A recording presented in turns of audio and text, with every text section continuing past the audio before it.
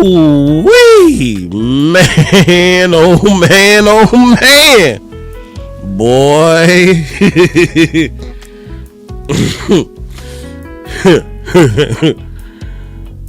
So, the NFC conference game is officially set. And guess what, y'all?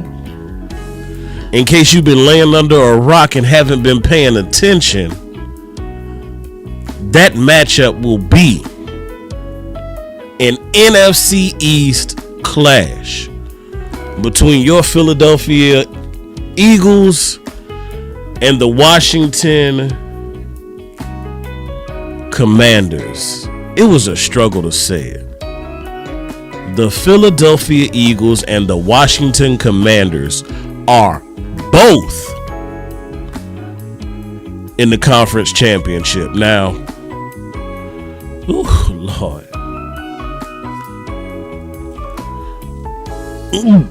I'm sorry, y'all.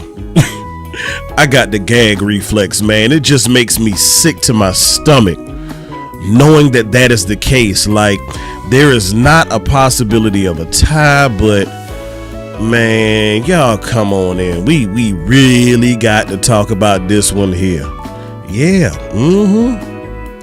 Yeah. They got me so thrown off, but I got the wrong thumbnail up. That's the one y'all want right there. We on the outside looking in. Great God. Outside looking in. If that ain't a slap in the face to the Jones men and family, I don't know what is. But don't worry about it. We gonna talk about that and more. But y'all go. I said more. Lord have mercy. Y'all sit tight while your boy Amp gets right. Hopefully everything will be all right.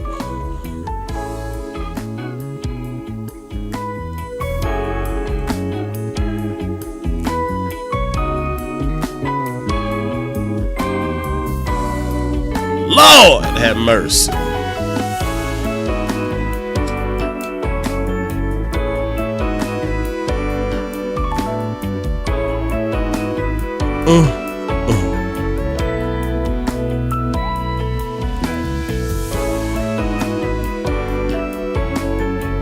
How you doing, Miss Regina?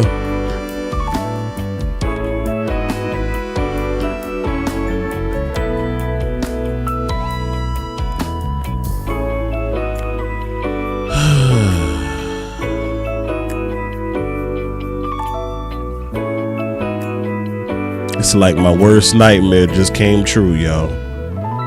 That's alright. We gonna get this thing popping. Yeah!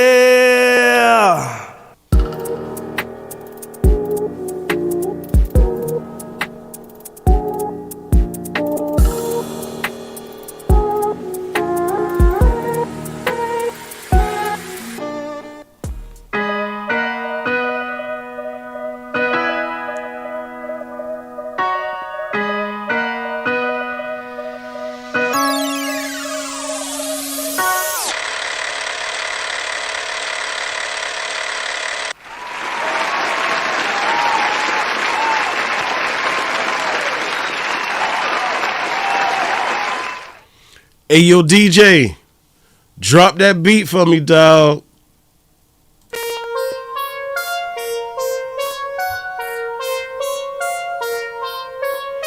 Twizzy is my producer, beats all the time. Yeah. And they know. Somebody need to ring the alarm. Let's go. I'm a dreamer, I'm just here to let you know we been hustling 24/7, 365, get that dope. Know when I'm gon' stop, cause that paper feels so good. Turning and gripping grain, leather seats with the wood. And she loves to roll with me, she hold it down. Shotgun. Windows tinted, so you know she blow me. Shotgun. I'm riding in the whip to the money. Drop you off. They come back in for the money. Hey. Certified. Come and get that gig right. I'm trying to see the world been I keep. Come take a flight. I can see it now. And winning the Grammy. Haters gonna be mad. And no, they can't stand me. It's so cool. I'm just repping for my team. Check the stats, pimpin'. We playing for that ring. No flexing. Watch me do me. If you ain't heard, they love it. They love it. They love it. Let's go. And they know. They love my shit. They love my shit. They love my shit. They love my shit. And they know. And they know. And they know. And they know. And they know. And they know. And they know. They love my shit. They love my shit. They love my shit. Let's go.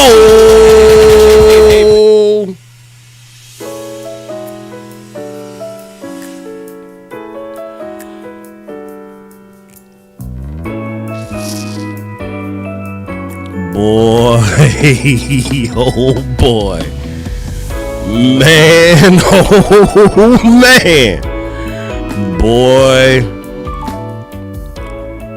you could have not. Y'all come on. We got to have a family meeting. Y'all come on in. Angie, was good with you. Trent Smith, I see you. Y'all come on. Y'all come on in. We need to have a family meeting on tonight. But in case you're new here, you are now tuned into yet another Slow It Down Sunday edition with yours truly, Mr. Always Making Plays, y'all. And I am trying to be as positive and as optimistic and as hopeful as I'd like, but y'all tell me, is this some kind of like funky dream or something? Like,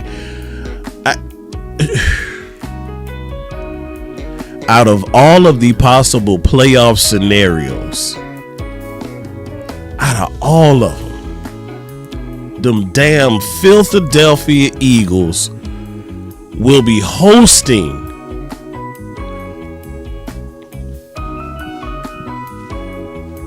I'm sorry, that gag reflex keep coming, y'all, every time I say it. I need something to drink. Oh. The Philadelphia Eagles will be hosting the NFC Championship game next Sunday. They're not playing Detroit. They aren't playing the Bucks. They aren't playing the Rams. They aren't playing the Packers. They are playing the no longer lowly Washington Commanders, y'all. Oh my God.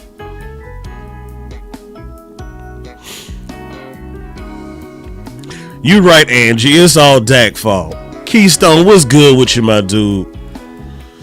I thought about you earlier, man. I went back and watched that Kellen Untrainable Dog episode we did that night. You, myself, OC, Coach Marv with Boss Cowboy, man. And we were spitting some facts on that episode. If y'all hadn't seen it, I'll be sharing it on my Twitter later on. But the Philadelphia Eagles and the Washington whatchamacallits are in the conference championship. A nightmare in hell. But guess what? It could pose to be good for us. Because like my dog Boss Cowboy said earlier, right, Keystone, that was classic. Like, they brought me out of bed, and I was in the bed in the group chat creating confusion and chaos and laughing and carrying on and snickering while the teacher was giving the presentation with people like Angie. And everybody kept saying, man, Amp, go ahead and get in there, man. So I put on some clothes and came out here and joined and partaked in the show. But man, this is, oh Lord, y'all, this is a lot. Now the good thing about all of this is, ooh, he dropped it. Oh my God. Wow. It was in his hands. So as I'm streaming, I'm looking at the Baltimore Buffalo game. Baltimore goes all the way down the field, scores a touchdown. Andrews is in the end zone by himself, wide open. Lamar Jackson puts it in his bread basket, and he Butterfingers. Ooh, that's gonna haunt him for a while. Ooh, y'all pray for that young man in his mental space. Ooh, Jesus. So, regardless as to what happens on next week, somebody from the NFC East is going to be in the Super Bowl.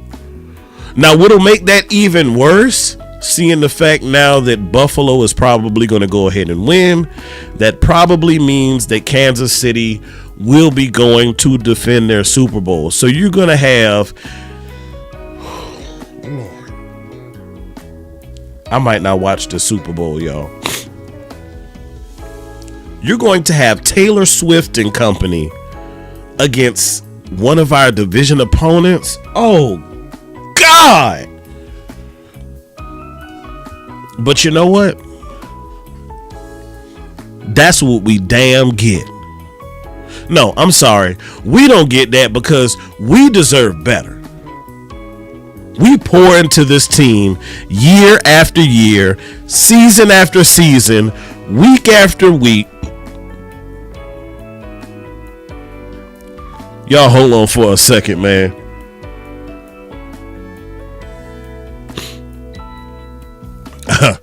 That's how serious it is. That was my dog, Boss Cowboy. I give him a bump back, but we're going to have to listen to Taylor Swift and company against one of our NFC East opponents.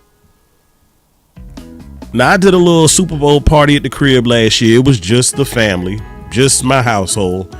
But I did it for the kids, you know, just something fun. And we looked at the Nickelodeon view or whatever. But my daughter just the other day, she's only 4, y'all. She's not a big football fan, but she knows daddy's big about the Cowboys. And he's always watching something about football on his phone or his tablet. And the other day she said, Daddy, are we going to have another Super Bowl party? And I was like, yeah, baby, you know, I don't mind doing it. But I think I opened my mouth too soon, y'all. That's right, Angie. That's what Jerry gets. Yeah, that's what I was getting to. That's what Jerry gets. Because at the end of the day, we have continued to pour into this team. And I don't feel like for what we have invested into this team that we've received enough kickback from it. Several times we've asked for certain things, asked for certain players, asked for certain coaches, asked for certain schemes. And what happens? Nothing. Crickets. This is ridiculous. Now, if y'all listen to the watch party with Boss Cowboy and myself, and shout out to Star for pitching. We had some technical difficulties earlier, but she held it down like a true G. So, hey, when y'all see her or y'all are in her chat, when she goes live again and you see her on Twitter, y'all go ahead and salute her for the work she does. Absolutely outstanding. But yes, it's definitely unfair to the fans because you got to think, y'all. You talking about the fact of the last time the Dallas Cowboys were in a conference championship, yet alone a Super Bowl, I was in grade school. Like the early portion of grade school too, not the latter portion. So it's been a minute. I got gray hair now. I didn't have a beard back then. I didn't have a mustache. Hell, no hair, no place else neither. It's been such a long time, man, and I feel like even the teams who had been out of it a while, like your Washingtons, are slowly finding their way back. Meanwhile, back at the ranch, Mr. I want me some glory hole is still twiddling his damn fingers. And it sickens me because it's like, dang, y'all do y'all want it? Like Jerry, do y'all want it? Like for real, bro. Like, do y'all want it? Like, I know you are considered to be the highest valued franchise in all of sports. One of the most notarized, one of the most recognizable, one of the most highly decorated franchises in all of sports. Angie was one. She was still on Similac, y'all. She's a grown woman now. A grown woman. Like, you're talking about a generation ago. There are some people who are old enough to have children who have never witnessed the Cowboys in the conference championship. And I don't know about y'all, but quite frankly, I'm tired of being the NFL's troll bucket. And I mean, y'all know we get it from everywhere, not just the division opponents, not just the regional opponents. We get it from everybody. People who don't know jack shaving cream about football always got something to say about us. And I know y'all are built like me, so I know y'all fire back. Y'all shoot back. But damn, Jerry, we running out of ammo, man.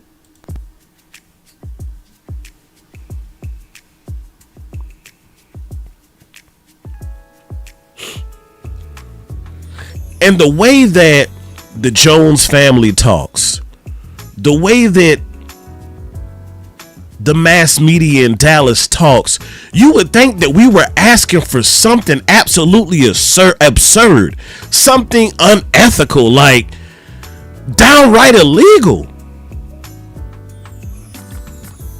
Angie, I ain't gonna say that word on here, but you're right.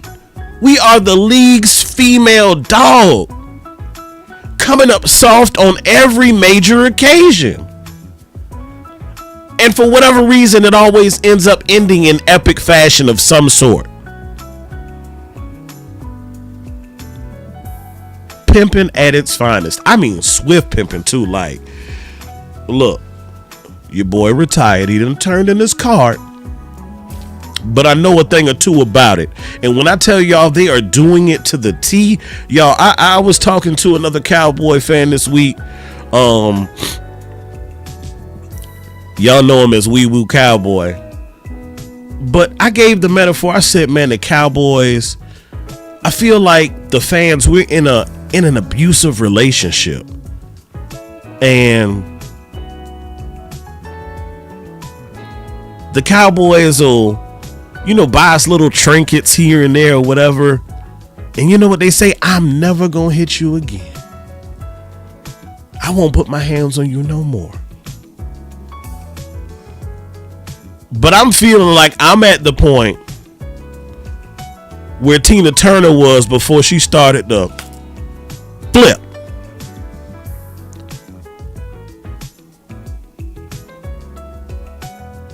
Y'all know what I'm talking about.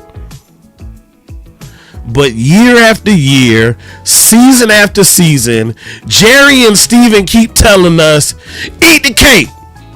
Eat the cake, anime. Eat the cake. I'm tired of eating that damn cake. I'm tired of eating cake. I'm tired of hearing about pie or whatever other delicious, delectable desserts y'all got to compare this team to. I'm sick of it.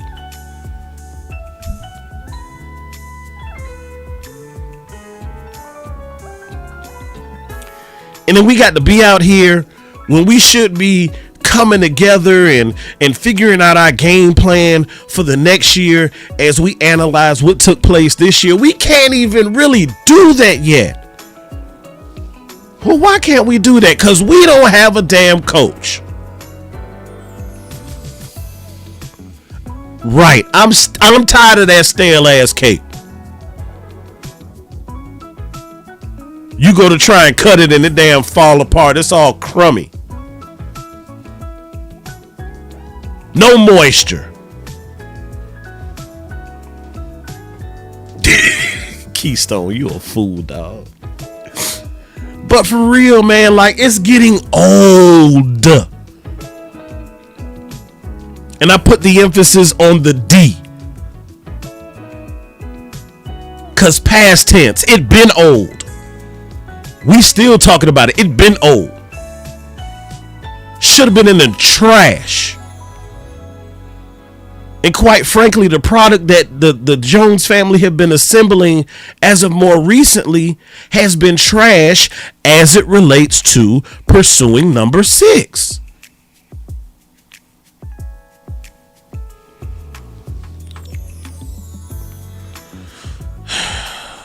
And we got to sit here and watch either Philadelphia or Washington in a couple weeks shooting for a championship. JVB boy, what's good, man? Yeah, that 1995 cake. So if y'all like me, you know, whenever you look at a product, right, you got 2 dates. You have the sell by date and you have the use by date. We are way past the use by date. Because, you know, there's a little gray period in between that sell by and that use by, right? And you kind of, you know, you playing with, you taking a chance, you playing with fire. But we way past that. Like, it's certain dates when you look at it, you shouldn't even think or question, I wonder if I can eat this. Nah, that's not what you want. Congratulations to Josh Allen and the Buffalo Bills for securing a trip to the AFC Conference Championship. They'll be going to Kansas City. But like I said earlier, every team that has won a game in these playoff games, have done it one or two ways. Either they outrushed their opponent, and I know a lot of goofy analysts will say, well, yeah, if you win in the game, you got ahead and you just ran. No. I'm talking about these cats were running the ball, jumping out the gate. And so for the teams that won, one or two things had to occur. They either had to outrush their opponent or not be too far from their opponent in rushing, but they would have had to win the turnover battle. And that took place tonight. Baltimore may have won the rushing battle slightly, but the Bills absolutely obliterated them in the turnover department. I think somewhat to the sum of like 3 turnovers to none. So they were good protectors of the football. Let's see, I'm scrolling. Yeah, 3 turnovers, Baltimore. 2 fumbles and 1 pick. Andy said they got me wanting to tap out on football completely. Yeah, you know what? And honestly, y'all, that's kind of where I've been at with it. Like, I know y'all like me. You Cowboys through and through, right? And you are what they call a diehard. And, you know, even if you go and look at the description, you'll see hashtag DC4L. Y'all know what that means. It's Dallas Cowboys for life. But as far as my football fandom life, it's on life support. This organization, football-wise, is on life support. Every now and then, like, the beautiful thing about the human body is It's not able to just keep going and going and going. At some point in time, you can't just keep putting out and putting out and putting out. You have to replenish. You got to get some nourishment in that body. Some electrolytes. Even if you aren't eating, even if you're fasting, there's still basic core elements that you need to sustain life. And as far as the fan base is concerned, this fan base is almost on life support. The regular season is cool. It's a little snack. But it's not meant to sustain us. The playoff win against Tom Brady a couple years ago, that's cool, but that man is in the booth now. That's old news.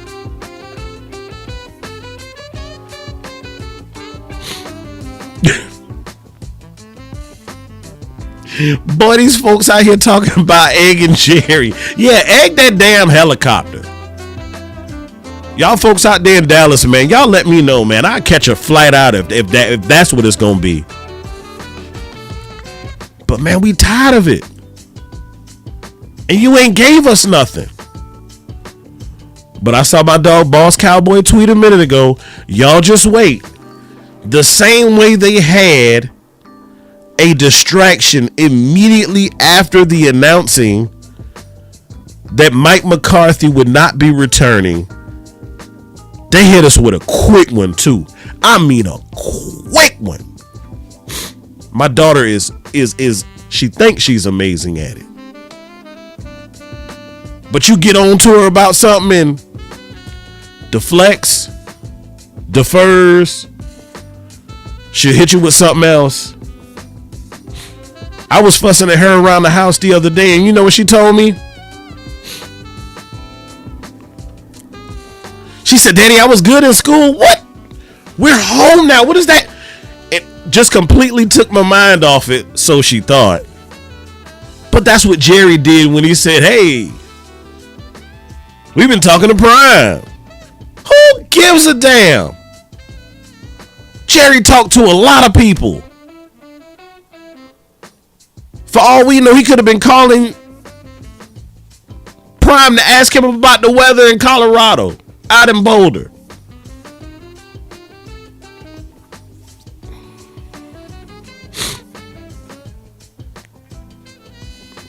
And see, that's the problem.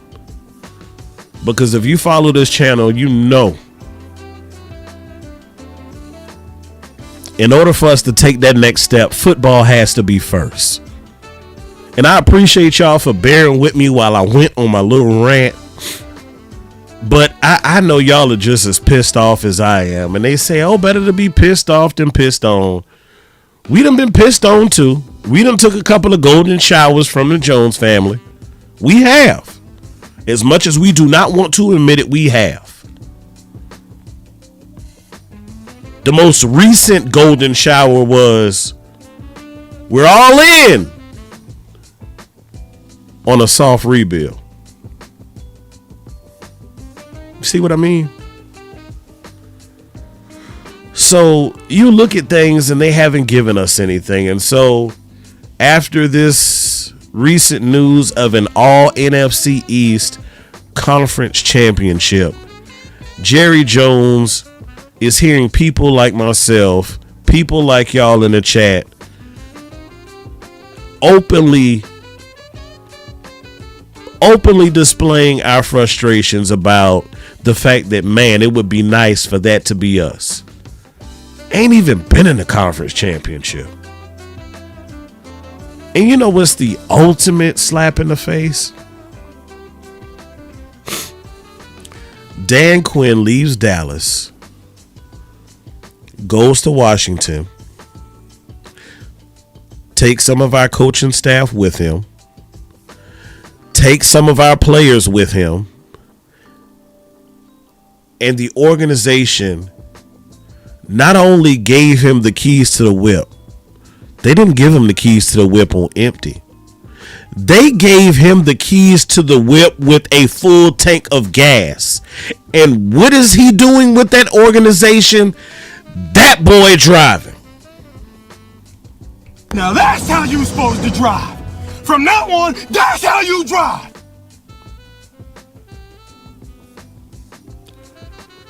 And we round here with a gas can, walking backwards down the road, trying to get to the nearest filler station, as the old folks used to say, because we've been out of gas. But what I need for Jerry and Steven to get off the gas.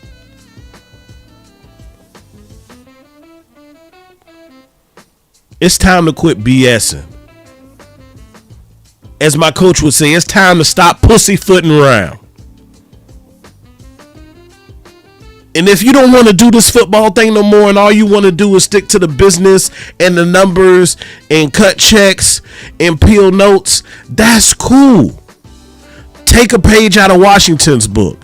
Get you a real GM in here, or hell, I don't know, maybe promote Will McClay and let him handle the affairs and brief y'all. But this is crazy. This is absolutely crazy. But you know what? I have a plan. But more importantly, I have a focus. Because there are a lot of weak and false narratives that are coming out about who needs to be the next head coach in Dallas. Because before we start doing any moving or figuring out who we want to draft or who we potentially want to bring in free agency or what type of scheme we want, since we'll probably have some new coordinators this year. If y'all joined me last Sunday, I laid out 7 things that I felt we needed to do to get this thing turned around. And if you missed that episode, it's still on the channel. It's still up. Just go check it out. But my first point on that particular show was leadership, right?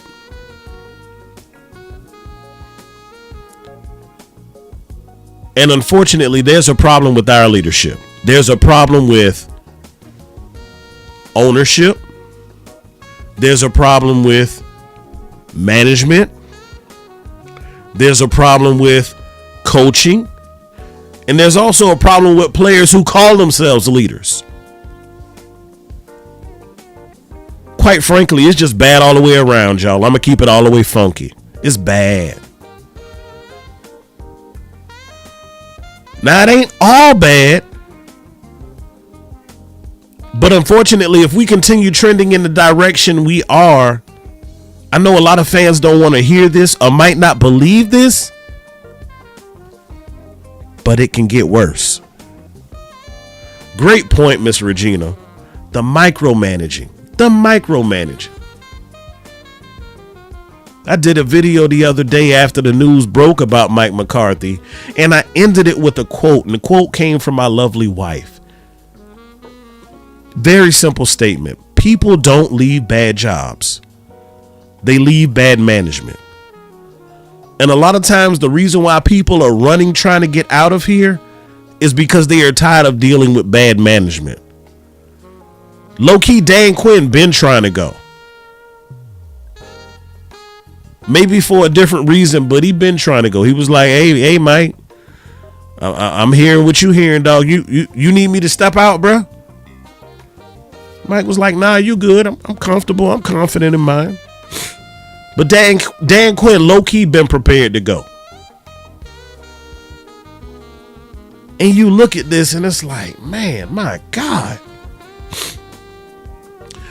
But they always say it starts at the top.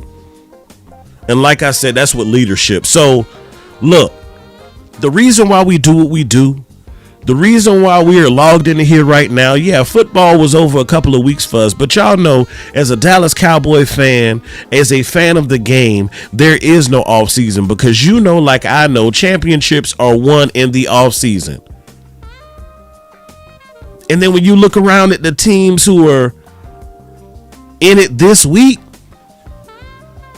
between yesterday and today, guess what? You know what's common of all of them?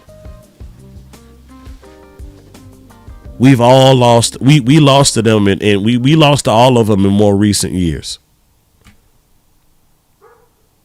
We did. Buffalo beat the brakes off us last year. Baltimore beat the brakes off us this year. Philly handled us pretty easily earlier this year. Washington gave us a boot toward the end of the season. That's right. We only as good as the head, Angie. It starts at the top. And when you look at this organization and you look at the product that they have put forth over the last 30 plus years, there is one common denominator in every one of those seasons, and that's the Jones family. Yeah, Detroit used to be the laughing stock, one of the laughing stocks of the league. Washington used to be one of the laughing stocks of the league. They were just 4-13 last year. But you know what? That also lets you know how quick you can experience success and how quick you can turn it around. Oh! Stop.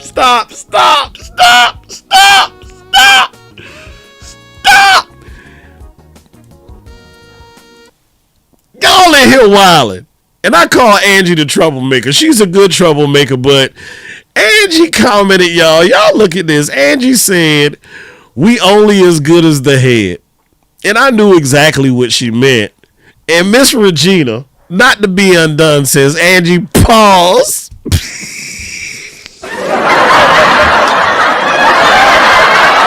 Boy, y'all wildin'. But you know what? It's all good because guess what? You have to laugh to keep from crying because this is sad. And as good as Detroit has looked, Washington said, what home field advantage? And when you look at the games that were played today, even yesterday, you know what I noticed? You know what was common in all of them? Everybody was being physical. Your winners were being physical. Being aggressive. Taking it to the opponent. I look at it, I said, well, if Dak never got hurt and we made it, guess what? It would have been the same result as it has been our previous playoff runs or lack thereof. But again, it starts with the leadership. And so guess what, y'all? If we want to live to see 6, it's going to take 6 things.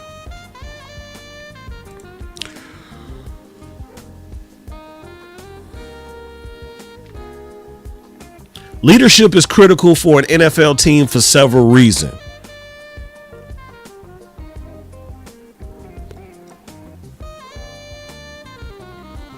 The first avenue we got to head down is we need to head down strategic direction.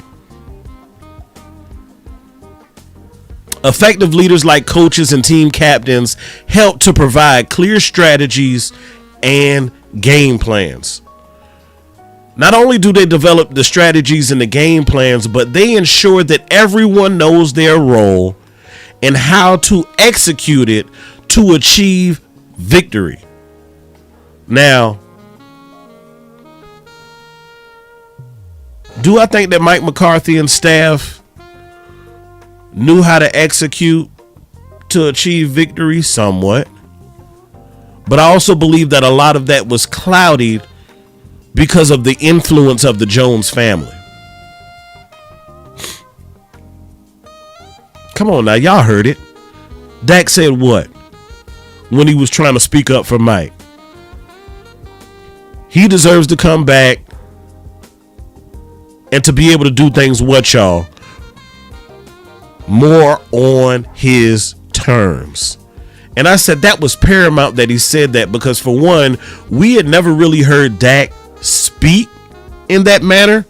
I don't know if it's because, he done got paid again and, he's comfortable within his own now. I don't know if it took him, to grow a little bit more peach fuzz on his face or what, but he is speaking a little bit louder now. But the beautiful part about what he said is not only was he speaking up for and bigging up Big Mike, what he was also doing is, in the event that Big Mike is not to return, you know what he was doing? He was putting the new potential head coach on notice.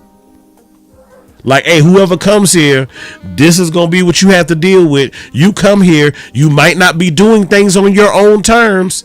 They like to get in the midst of the business because it's their business. But truth be told, all I want them to do is mind the business. Bring somebody in here to do football, because y'all not that good at it anymore. I don't know if you were ever that good at it, but you damn sure ain't now. But you have to have a strategic direction. Because without direction, what are you, y'all? What are you? Without direction, y'all go ahead and put it in the chat. Without direction, the Cowboys organization is what? Somebody put it in the chat for your boy. Help me out. Let me know I ain't crazy. Without direction, y'all, you know how it is. You put the address into your GPS and then you get into a wooded area and what? And that thing go out. Now what happens? You're lost. You have a map. You old school with it. You got it on the dashboard, but you got the windows down and that draft sucked that thing on out. Guess what? You're lost.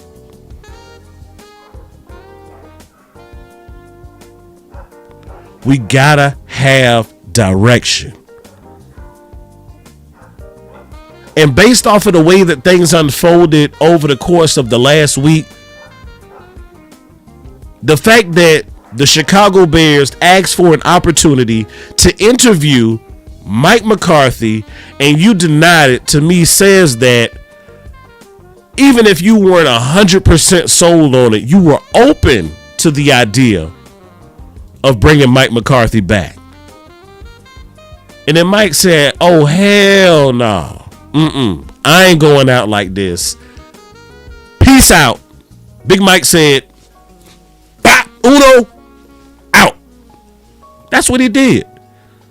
He was like, man, I'm not about to deal with this again. Like, when you look at his tenure, from the time he walked in the door, he had to fight. How they say, all my life, I had to fight.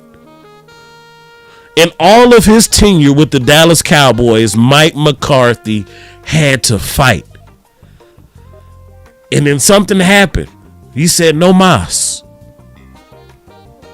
For all my Hispanic speaking individuals, no mas. That's what he said. I don't want it no more. So now you got to try and regroup, and Siri would tell you rerouting. Yeah, because we were heading down going with Mike McCarthy, and then it got a little funny, and then the signal went out, and it done popped back up.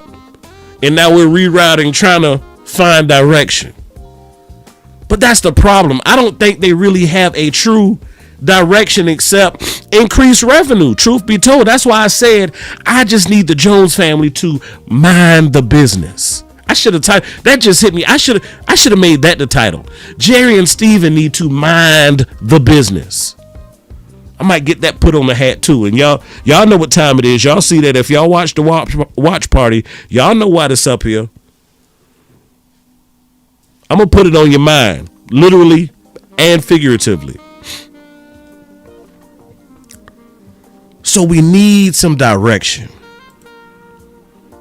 Now, after direction, and we're talking about different avenues of leadership here, because it also is going to be essential that whoever you bring in here as a coach, they're definitely going to have to do this next topic, and that's team cohesion. You got Micah out here woofing on social media. You got other players out here on social media saying this and saying that, chirping about this and chirping about that. And, you know, even last offseason, we saw family members going at one another. Whomever you bring in to be the head coach of this organization, they need to instill team cohesion. Now, a great leader has to be able to foster a sense of unity and teamwork. You got to be able to help build trust among your players, which is crucial for your overall play and performance. If you don't feel united with an individual, if you aren't working together as a team, if you don't trust your players, if you don't trust the scheme, if you don't trust your coaches, there's no cohesion. What happens is what you saw oftentimes in games this year, a bunch of individuals acting independently of one another. That's not what a team is. And you've heard the acronym, together everyone achieves more. The other side to that is separately we all achieve less. That's the problem. I saw a lot of individuals on this team this year, at points this year. Sometimes they came together and did what they needed to do. But I want to see this team be a more cohesive unit. And that's going to be dependent upon the individual that you bring in here as your next head coach. Which is why I am team no Kellen Moore. He might be a great offensive mind and he might be more current and more hip or more up to date. But looking at him, and yes, I'm judging. Call it what you want, but I do not see an individual who brings the team together. Even when he was your OC, Amari Cooper was like, nah, dog. Nah, Dak. This ain't it, bruh.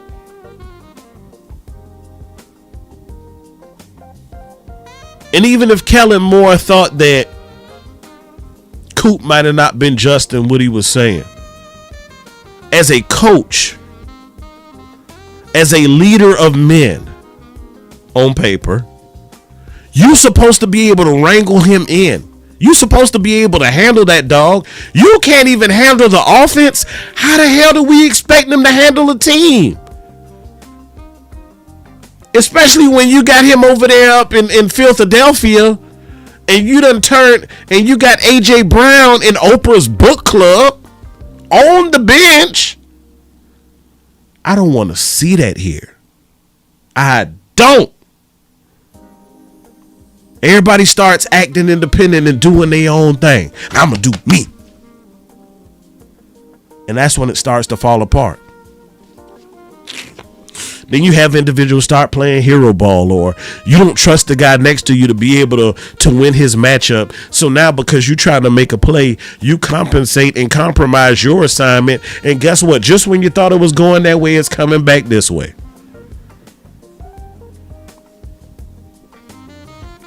Exactly, Miss Regina. He didn't listen to the players or his supposed boss. Acting independently. That's not cohesive.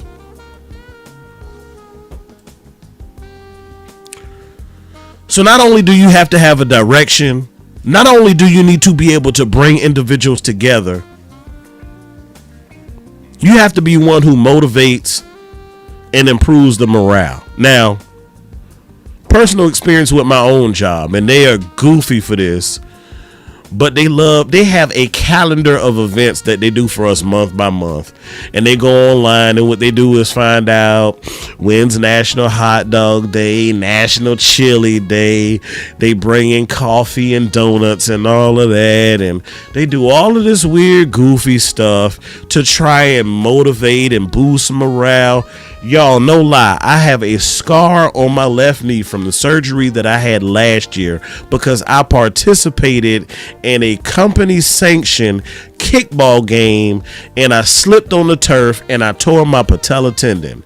You tell me how my morale was boosted. You want to boost my morale? You put some money in my damn pocket. You want to boost my morale? Stop playing with my contract. You want to boost my morale? Stop playing with my targets.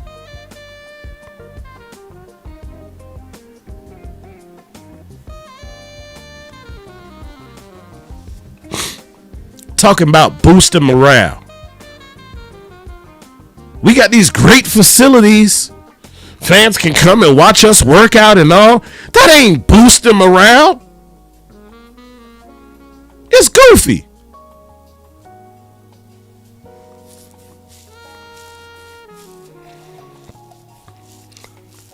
What that boy Schultz said, it's a zoo, dog. And we supposed to be out here motivating. Does Kellen Moore strike y'all as somebody who motivates individuals? I'll wait. Moving on. Now this area here, this is a big one because I don't know. I don't know if we had this for a while, but as a leader, you have to be able to discipline players and you have to hold them accountable. Good leaders enforce discipline and hold the players accountable. They set standards for professionalism and effort, ensuring that everyone is committed to the team's goals. See, there's that word again, team. That's also playing off of the cohesion part. But when you start talking about standards and you start talking about effort, that's areas where we need improvement. And as far as that's concerned, and as far as I'm concerned, that's why you need somebody in here with some experience, with some skins on the wall, as they would say. Because one thing we do know about the Jones family is they're going to bring in one or two types of individuals. And that's either going to be a familiar face or somebody with some skins on the wall. Man, we got Stargaze in the building. Hey, listen here. When you get a moment, I know you just coming in the building. Appreciate you for joining. When you get a moment, swing the block, go back. I gave you a huge shout out. I'm going to give it to you again for holding down the watch party. We had some major technical issues. I wasn't able to join the stream via my computer for whatever reason. May have been a technical issue or whatever. I ain't tripping. You know how we do. As law says, you fly the plane while you're in the air. So Star gave some amazing points. She stalled. She held it down. She wasn't just a placeholder. She gave every reason why she deserves a place and deserves a spot and deserves to be heard. Cause Star be banging y'all. She be going at them. Y'all follow her on Twitter. Oh my God. She goes at the best of them. And they don't want no smoke with Star. But yes, you got to be able to discipline and hold individuals accountable. I'm sorry, but I don't get that from Brother Moore. And again, that's why you want somebody seasoned. Somebody who's dealt with issues like that before.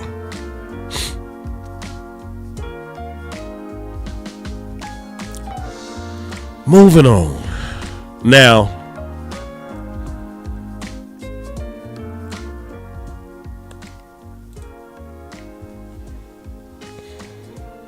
you hear this phrase a lot as it results to the Cowboys, or as it relates to the Cowboys rather, but you hear what? Draft and develop, draft and develop, draft and develop, draft and develop. A good leader has to be able to not only effectively develop, but mentor the players and the talent that you have on this team. I think that's something we're lacking. Do we have older players who attempt to set examples? Yes, but it's not enough of it. And quite frankly, it's not consistent enough. But your leaders, your seasoned vets have to be able to mentor your younger and less experienced players. You have to help them develop their skills and grow into future leaders themselves. And I believe in a lot of instances within this organization, oftentimes from leadership class to leadership class, there's a drop off. Looking at D-Law, potentially passing the torch and moving on to Micah. I believe there's a drop off between the two. Man, we got Lose Takes in the building. Salute. Glad you could join. Stargazer said, Amp, isn't it crazy how narratives change when it's not Dak? Today, because Lamar lost, the media is attacking Andrews. Dak doesn't get that courtesy when his guys don't show up and drop balls. Facts. But y'all know why that is. We know what the deal is. Where my button at? I know the truth, not so do you. How? We all know the truth. We all know. Because Dak is attached to this organization, they don't want to give him credit on anything. When he was dinking and dunking and managing and protecting the ball and all of that, what? He can't throw the ball. He can't read defense. Then when he started doing that and slinging it all over the field, and then he pressing and trying to push and get every yard he can, and then he had some whoa. I don't know what's going on, but I know that wind is picking up out there. So a couple weeks ago in Dallas, they, and across a lot of the country, it was a winter storm, but we got one brewing here. I got the phone call shortly after we got off live earlier that school's gonna be closed here at least through Thursday. So yeah, it's picking up, but nonetheless, man, they love to hate, and I get it. It's the cool thing to do, to pick on the Dallas Cowboys fans. We want to see them miserable. They are still pissed off about the success we had in the 90s. Don't give a damn that it had been almost 30 years ago. They still salty about it. So every opportunity, every chance that they get to rub our noses in it, they gonna do it. I get it. Yeah, dog. Oh, you said not the elements button. So that was, bruh, I got 2, 4, 5. Bruh, I got 6 element buttons, bruh. 6 of them things. But yes, I know, we know why they hate. But it's cool. That's just fuel. But yes, going back to the point, we have to be able to develop and help mentor. And I believe there's a drop off from leadership group to leadership group. Don't know if D-Law will be back. I know there have been a lot of question marks about his desire to continue to play, as well as his ability to play. Obviously, at the time he went down, we didn't know it, but that was a season-ending injury is what it ended up being. But yeah, if it was Dak, oh my God, it would be everywhere right now. They would already have shirts printed up with the bobbled pass. That's just how much they love us, because they always talking about us. Now we're talking about leadership on this evening, and the last and final point, and this is probably the biggest, and quite frankly, it's probably the area where the Joneses have been lacking in the most. And that's adaptability and decision making.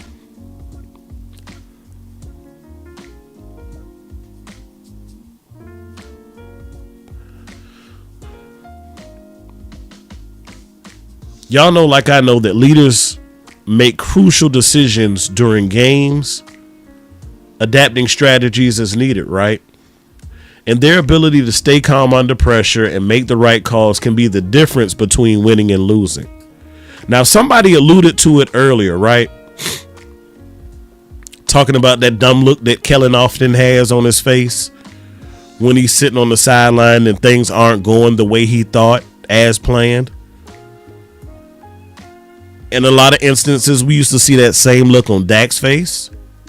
And I ain't trying to throw no dirt on him, but we used to see it on Mike McCarthy's face as well. We used to see it on Jason Garrett's face. And the list goes on, y'all. And even when they pan up and show the view from the press box, from Jerry's bird box, whatever he wants to call it, they be having that same look on their face. Because as they say, that rolls downhill.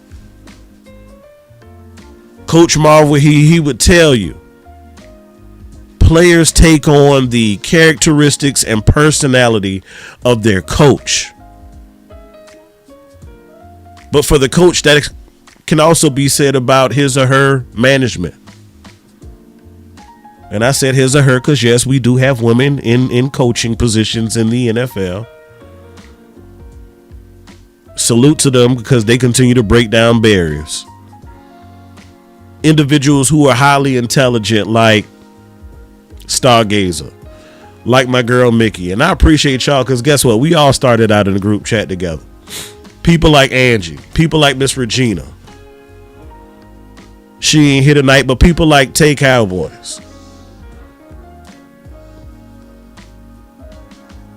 But adaptability and decision making. Because see, you could come to having a philosophy, a preference, a tendency, etc., whatever, right? But guess what? If that ain't working for you, you have to be able to flip the script. You got to be able to audible. You got to be able to pivot. And for the last almost 30 years, we've been doing the same thing. Very little adaptability. The league is running literally past us. Hey, if y'all hadn't done so, right now we're going to take a like break. Go ahead and hit like, hit share. If you've come in, you're enjoying the content, go ahead and hit that subscribe button so you can be notified every time your boy Amp goes live. I appreciate every single individual in the chat tonight. I appreciate everybody who joined earlier for the watch party, even despite the technical difficulties. But nonetheless, y'all know I continue to push through until Amp figured that thing out. And then I didn't have my buttons and I figured that out too. See, that's adaptability. I'm normally used to joining Boss Live and being able to log on to my computer and, you know, just my camera is already set, my board's already set, my lights already set, and I had to figure out something on the fly. Amp had to be adaptable today. I didn't just say, oh, well, because I can't use my computer, I'm just not going to do it. That's some shit the Joneses would do. That's some shit Kellen Moore would do.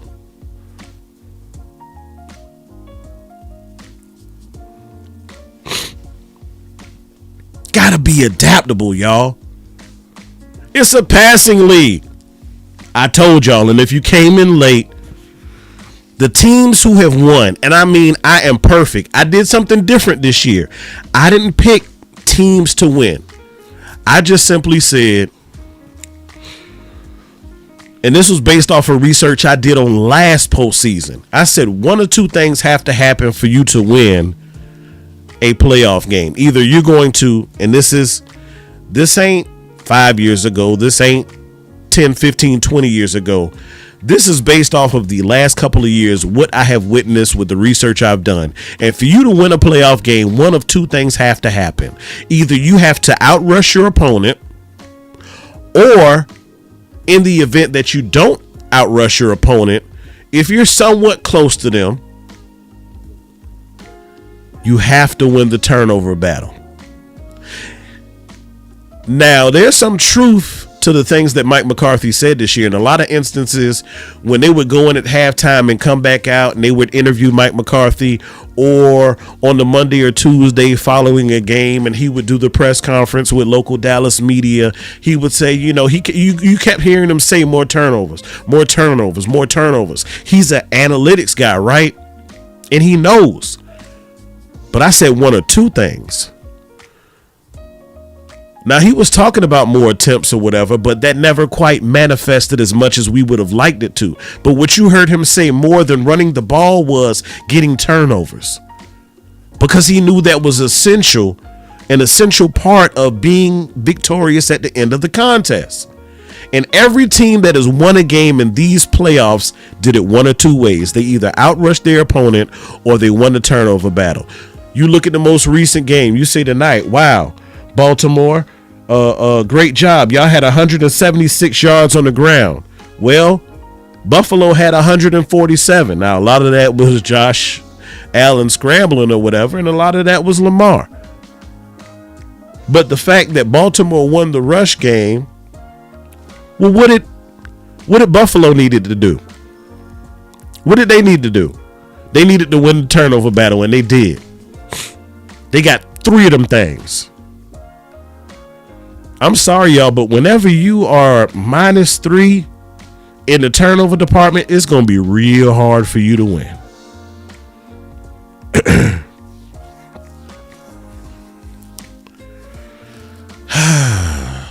That's right, Angie, in spite of. Enough is enough, y'all. Now, I said it was also about adaptability, but I also said it was about decision making. And quite frankly, over the last 30 years, the Jones family has made some very, very, very, very questionable decisions. And look, if we went over that list of questionable decisions, I might be streaming till the sun come up. So many times we lobby for things, bang the table for things, damn near beg for things that make so much sense. And for whatever reason, they'll try to justify it or manipulate the story to where, they can slide out of it and not be held accountable. But I also told y'all earlier, one of the points was accountability. We as a fan base, we must start holding them accountable, because what they do year after year, season after season, is when it doesn't go right, it's everybody's damn fault except theirs. And your casuals will say, it was the players, it was the coaches. That's right, Greg Davis. The Cowboys are functioning in dysfunction. There's a definition for that. It's called toxic. That's where we at with it. And quite frankly, I don't know about y'all, but I'm ready for a good detox. I'm ready to get the foolishness out of the organization.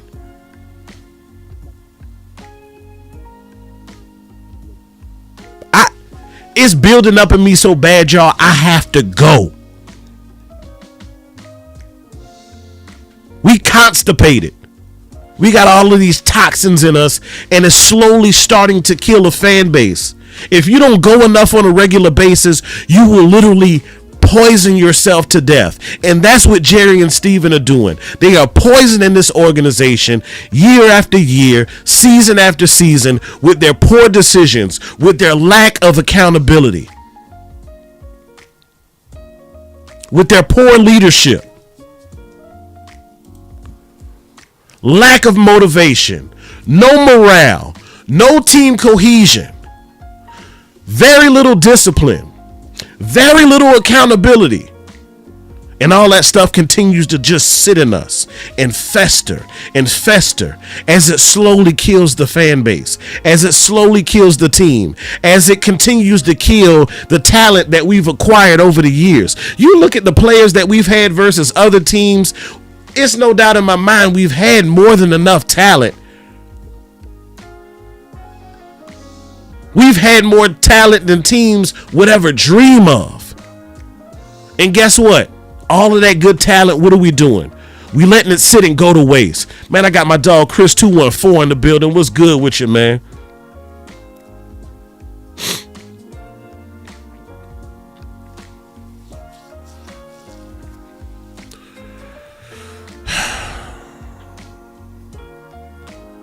And most importantly, as I said when I stated, no direction. What's that, the Commodore song? Just to be close to you, girl.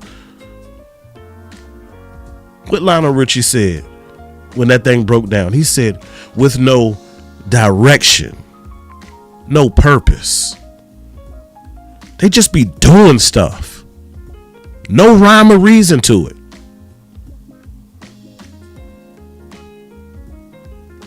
But that's why we continue to do what we do every day. That's why I continue to hit the live button. That's why I continue to tweet my little fingers off. That's why I continue to share this content with all my Cowboys, homeboys, and homegirls. The same ones that we gonna meet in Dallas when we start having these events like Boss Cowboy said tonight. Yeah, y'all, I do this for y'all. I do this for us. Cause I'm backed up, y'all. And I feel myself getting sick. Sick like I was when I came to the realization that the Philadelphia Eagles and the Washington Commanders will be duking it out next week in the NFC Conference Championship game. We need a good detox, y'all. Now, we flush some players, we flush some coaches, but we got two big turds that's logged up in us. And they go by the name of Jerry and Steven. And honestly, I just don't get it. So whatever laxative, metaphorically speaking, you think this organization needs, y'all go ahead and put that in the chat. Because again, I'm trying to get 6. But right now, your boy is sick. Good, better, best. Never let it rest until your good becomes your better and your better becomes your best. Until next time, Cowboys Nation, y'all be blessed.